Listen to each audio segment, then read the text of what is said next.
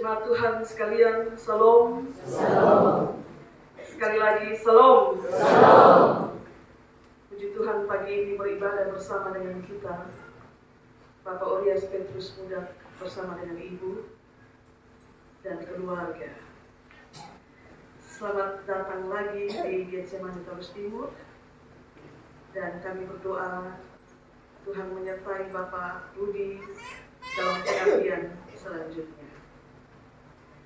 Jemaat Tuhan yang terkasih, kita merenungkan firman Tuhan dalam tema nama baik lebih berharga daripada kekayaan. Menurut kelazimannya,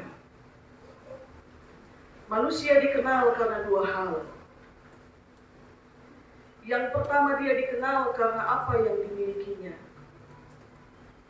Dan yang kedua, dia dikenal karena apa yang dia perbuat. Dikenal karena apa yang dimiliki, termasuk di dalamnya pertama itu adalah nama. Secara lahiriah, semua anak yang lahir pada saat itu juga langsung diberikan nama oleh orang tuanya. Pemerintah Indonesia sendiri pun punya peraturan khusus tentang bagaimana memberikan nama kepada seorang anak. Aturannya itu ada, Bapak-Bapak. Tidak boleh disingkat nama itu, tidak boleh pakai angka atau tanda baca, harus lebih dari 2 suku kata yang memudahkan pencatatan dokumen dan memudahkan tersalurkan segala macam bantuan. Kalau misalnya dalam satu kelompok masyarakat ada 10 orang misalnya punya nama yang sama, hanya terdiri dari 2 suku kata tanpa nama berikutnya. Alkitab kita juga mencatat bagaimana seorang anak diberi nama sejak dia lahir, bahwa dalam setiap nama yang diberikan oleh orang tua kepada anak-anaknya, mestilah memiliki arti di balik nama itu. Dan seringkali nama itu diberikan berdasarkan dari pergumulan atau latar belakang kelahiran atau keberadaan anak itu. Ya. Musa misalnya dalam Keluaran pasal 2, ketika putri Firaun menemukan dia di air dan mengangkat dia menjadi anaknya, dia memberi nama kepada anak itu Musa, sebab katanya, apa Bapak Mama? Karena aku telah menariknya dari air. Selalu ada latar belakang dari pemberian nama kepada seorang anak. Atau dalam suku Sabu juga misalnya, Bapak Mama sekalian. Semua orang Sabu punya nama kesayangan. Waktu kecil saya disampaikan itu nama halaik, mohon maaf kalau itu salah. Tapi semakin kesini orang Sabu bilang itu nama kesayangan.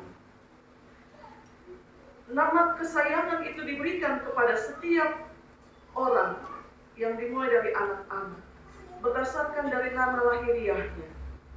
Dan biasanya mereka lebih dikenal dengan nama kesayangan itu ketimbang nama lahiriahnya atau nama baptisnya. Jadi kalau dia dibaptis dengan nama Domingus misalnya, orang akan lebih kenal dia dengan Mahari. Kalau kita pergi cari dia, kadang-kadang kita tanya di mana rumah Bapak Domingus, orang tidak kenal. Tapi kalau kita bilang Mahari, orang kenal. Ya, seperti halnya Wilhelmina dipanggil Fidu, ya, Purnama dipanggil Nabula. Saya tugas di Kalvari Momere, Bapak Mama. Sebagian besar jemaat Kalvari Momere itu suku Sabu. Jadi secara resmi mereka menyematkan nama Sabu kepada kami dalam perayaan bulan budaya.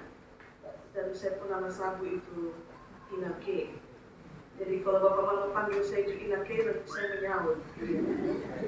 Oke.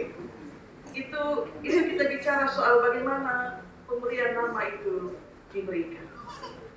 Hal pertama yang membuat seorang manusia dikenal karena apa yang dimilikinya, yaitu namanya secara lahiriah.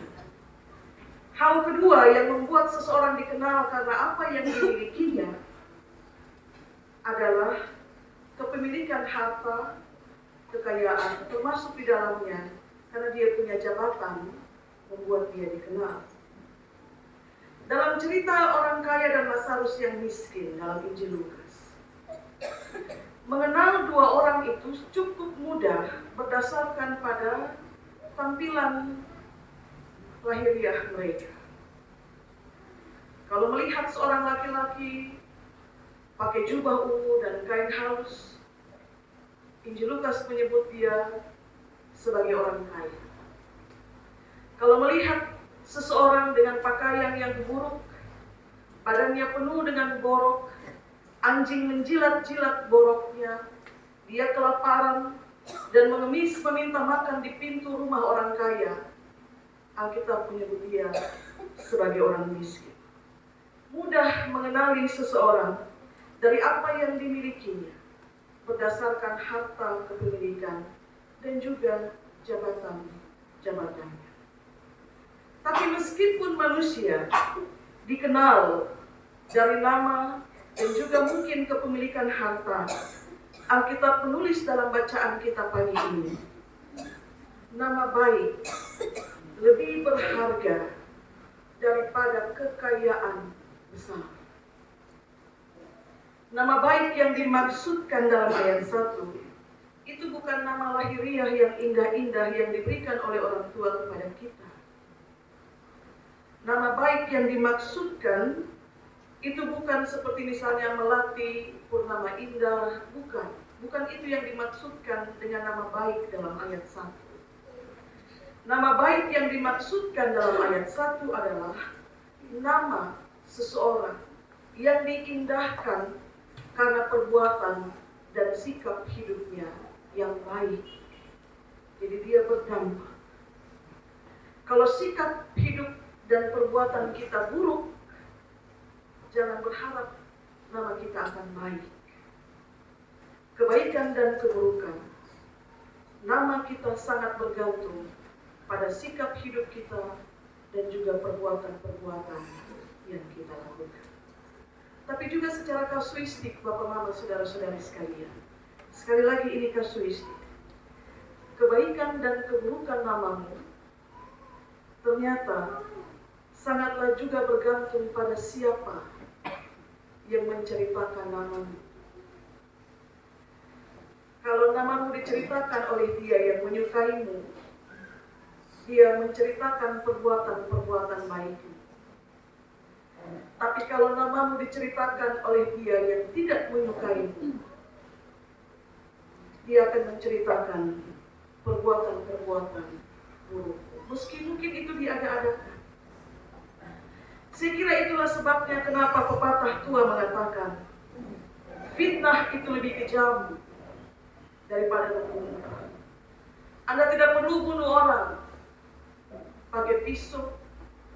Cukup Anda memfitnah dia akan mati seketika, ataupun mungkin perlahan-lahan karena depresi oleh karena fitnah yang kita sebarkan.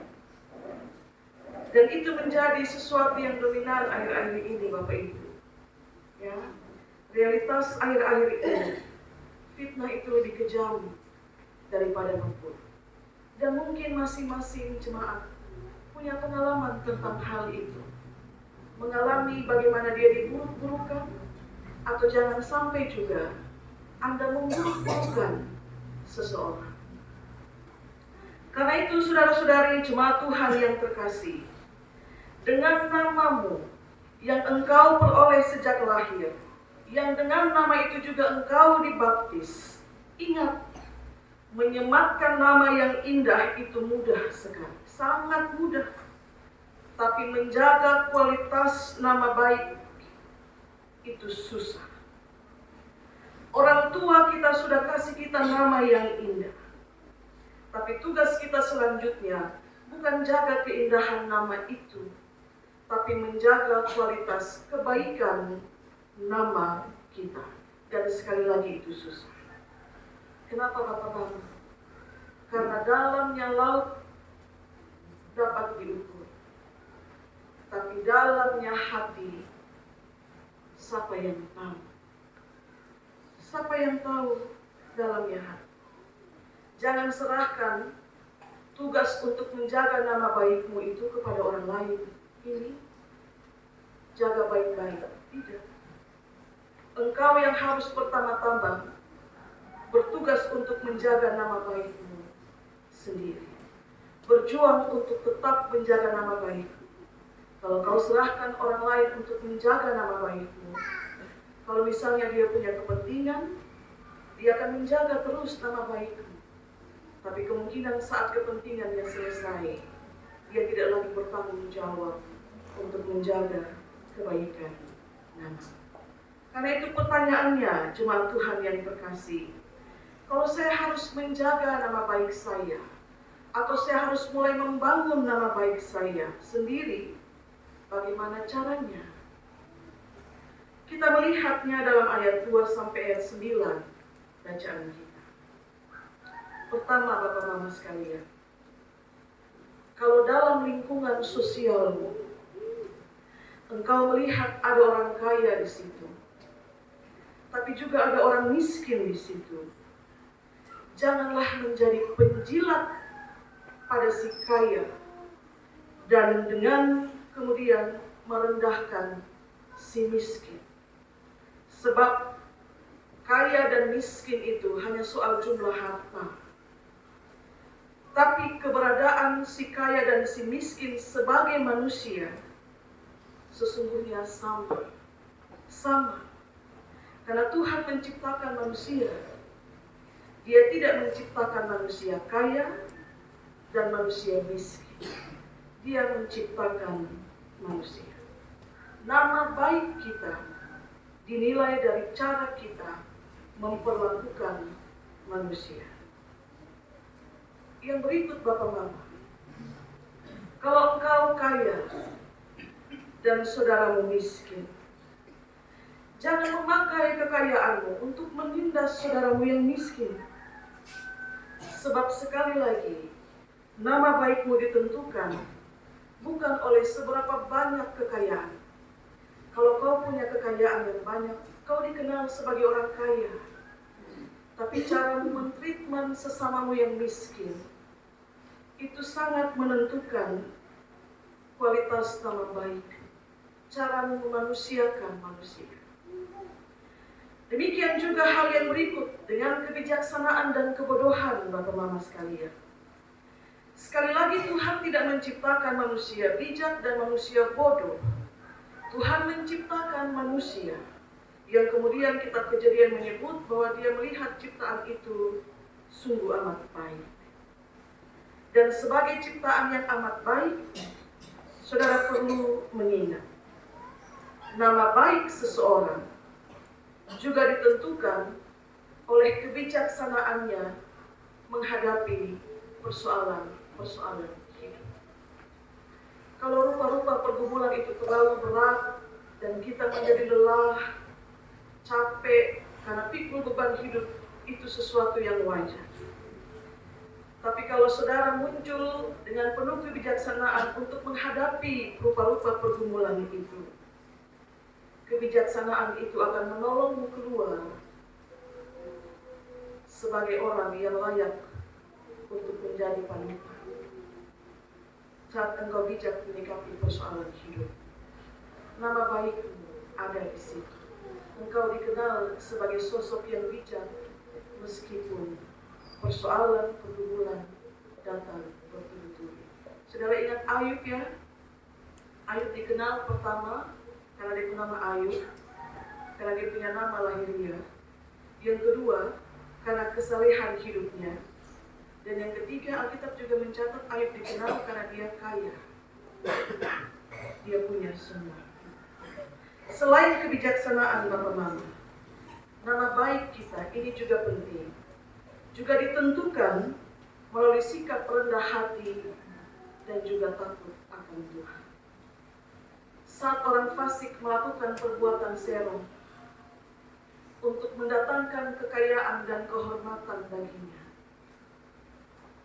Firman Tuhan bilang begini, kekayaan, kehormatan, kehidupan akan menjadi upah bagimu karena engkau rendah hati dan juga karena engkau hidup dengan takut akan Tuhan.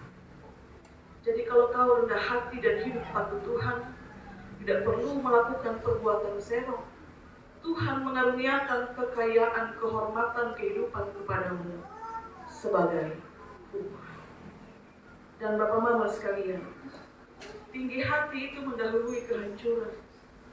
Amsal juga bilang demikian. Kalau kita mau sombong karena semua yang kita punya, saya kira firman Tuhan juga seingat, ada ukur-ukur juga.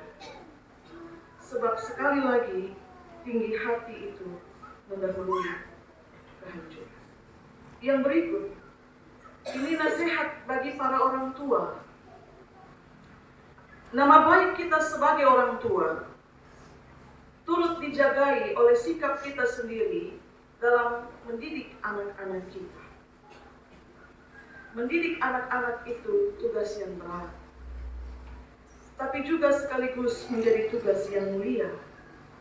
Sebab anak-anak juga punya kehendak bebas dan kemauannya sendiri, dan orang tua dapat tanggung jawab dari Tuhan untuk mendidik anak-anak saat mereka bawa anak-anak ke altar Tuhan untuk dibaptis. Orang tua berkewajiban untuk memperkenalkan jalan yang benar kepada anak-anaknya pada setiap kali dia memberikan pengajaran kepada anak-anak. Alkitab bersaksi akan hal demikian. Kalau engkau mengajari dia dengan begitu baik, memperkenalkan jalan kebenaran kepadanya, sampai masa putih rambutnya pun dia tidak akan menyimpang dari jalan itu. Dari hal yang sederhana yang kita ajarkan, sampai masa tua pun dia tidak akan menyimpang dari jalan. Kemudian yang berikut Bapak Mama sekalian, jangan mempersulit sesuatu yang mudah. Jangan mempersulit hidup orang lain. Kalau Anda tidak bisa menolong dia dalam kesusahannya, alangkah lebih baik Anda berdiam diri daripada Anda tidak bisa menolong dia dalam kesusahannya. Anda justru melakukan hal-hal yang semakin mempersulit dia. Kalau dia punya sesuatu yang mungkin keliru dalam tindak tanduk perbuatan hidupnya, tugas kita memberikan teguran dan nasihat. Tapi kalaupun nasihat tidak bisa kita berikan, karena kita ingat bahwa kita juga punya kelemahan dan keterbatasan, maka ada lebih baik kita diam daripada kita semakin mempersulit kehidupan. Kemudian Bapak Mama saudara-saudari sekalian, kalau kita punya berkat lebih, ingatlah untuk berbagi. Sebab firman Tuhan menulis, orang yang baik hati akan diberkati. Dan itu punya kaitan dengan nama baik. Bapak Mama, itu punya kaitan dengan nama baik. Ternyata punya nama baik itu menyenangkan. Tapi untuk sampai punya nama baik, saya dan saudara harus buat begitu banyak hal. Sebab nama baik itu ibarat upah, diberikan setelah Anda dan saya bekerja keras. Siapa orang yang tidak menginginkan kekayaan besar? Semua orang senang kalau dia punya sesuatu yang bernilai fantastis. Tapi siapa juga orang yang tidak menginginkan nama baik? Keduanya itu berharga. Kekayaan besar berharga, nama baik juga berharga. Tapi kalau harus menakar mana yang lebih berharga, firman Tuhan bilang, memiliki nama baik, dia jauh lebih berharga daripada kekayaan besar. Memiliki nama baik jauh lebih berharga dari kekayaan besar. Sebab kalau kita punya nama baik, itu sama dengan kita punya kekayaan besar. Kita kaya saat kita punya nama baik. Tapi mereka yang punya kekayaan besar, dia yang punya kekayaan besar, belum tentu dia juga punya nama yang baik. Jadi sekali lagi jemaat Tuhan, nama baik lebih berharga daripada kekayaan besar. Sekuat apapun Anda mengejar kekayaan dunia, ingat nama baik lebih berharga. Kadang-kadang ingin serong supaya bisa dapat lebih banyak, ingat hanya orang yang hidup rendah hati dan takut Tuhan yang akan diberkati dengan kekayaan, kehormatan, dan kehidupan. Kadang-kadang ingin sombong dengan semua yang dimiliki, ingat tinggi hati itu mendahului kehancuran. Kadang-kadang ingin tidak menolong karena kesal dengan perbuatannya, tapi harus ingat, daripada saya sudah tidak bisa menolong dan mempersulit dia, lebih baik saya berdiam diri. Semua itu menjadi bagian yang kita kerjakan, yang mengumpul bangunan nama baik kita. Dan semoga kita semua diberi kekuatan untuk satu demi satu mengerjakan kebaikan, supaya nama baik kita ada dan diberkati oleh Tuhan. Tuhan berkati kita dengan firman-Nya. Amin.